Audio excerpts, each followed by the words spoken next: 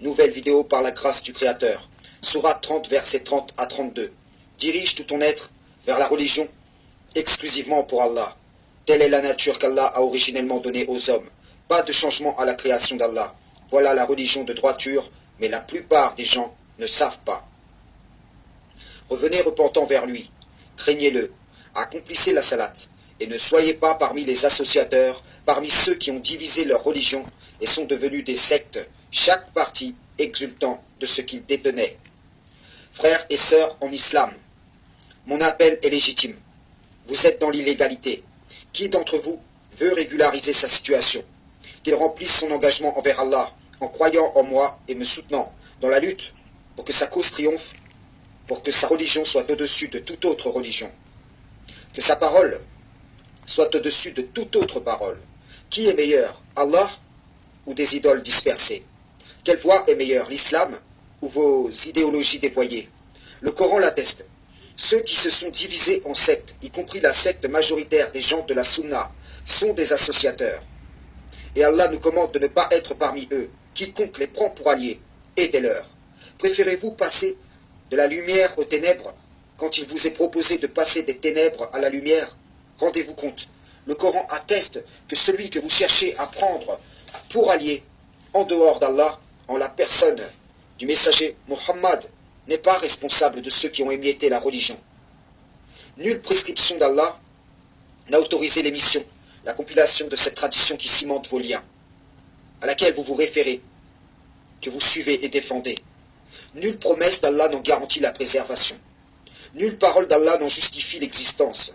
Et vous osez dire, voici cette tradition regroupe les traces des paroles, des actes, des jugements du messager d'Allah, et nous lui obéirons et le suivrons après sa mort au travers de ces traces. Qui a fait descendre cette autorité sur vous? Concertez-vous et produisez un garant, si vous êtes véridique.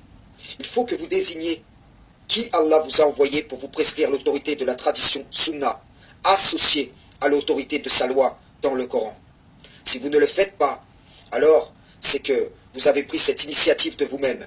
Si ce n'est pas vous, et que vous êtes simplement suiveur, c'est donc d'autres qui vous ont précédé. Il faut qu'on puisse établir qui est à l'origine de cette hérésie. Oui, de cette innovation. Vous dites, quiconque dévie de notre tradition, sunna, innove. Mais en réalité, vous êtes de la secte des premiers innovateurs. Et par inversion accusatoire, vous vous tenez sur les sentiers, agressant, repoussant tous ceux qui voudraient quitter votre innovation pour diriger tout leur être vers la religion de droiture, selon la nature qui nous a été originellement donnée. Le messager d'Allah suivait le Coran. Il avertissait par la voix du Coran. Il luttait avec le Coran. Il jugeait sur la base du Coran.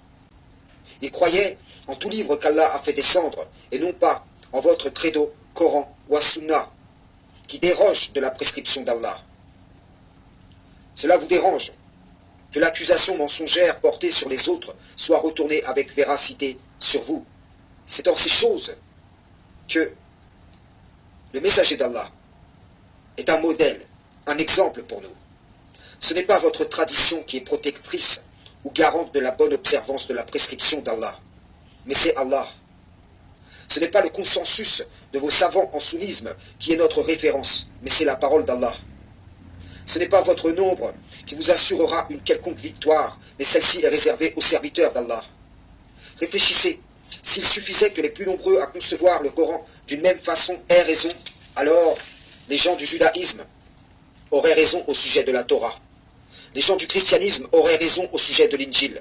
En vérité, vous êtes les plus nombreux à vous être accordés sur un mensonge qui fonde votre schisme déviant de l'islam et que vous croyez être la pure manifestation de la religion. Vos devanciers sont en vérité les gens du judaïsme et du christianisme. Vos cœurs se ressemblent. Ils ont cru pouvoir garantir la sécurité de la voie divine via des moyens humains comme votre sunna, votre tradition.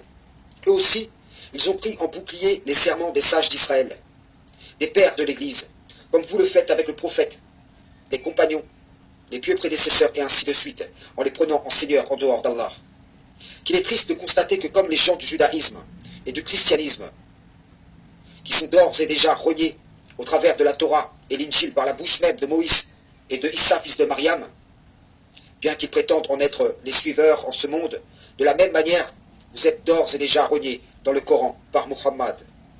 Le fait avéré que vous utilisez ce qui appartient à l'islam au profit de vos idéologies, c'est en vérité des preuves à charge qui sont accumulées contre vous. Rendez-vous compte que ce que vous croyez être des preuves, vous légitimant, sont en vérité des preuves vous accusant.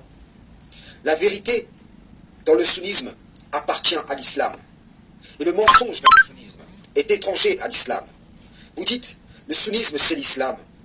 C'est l'ennemi qui nous colle des étiquettes, menteur et hypocrite.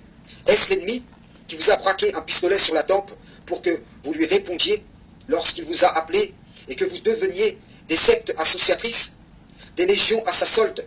Ou avez-vous incliné vous-même vos cœurs vers l'égarement par un rejet de la guidée? Frères et sœurs, salam, shalom.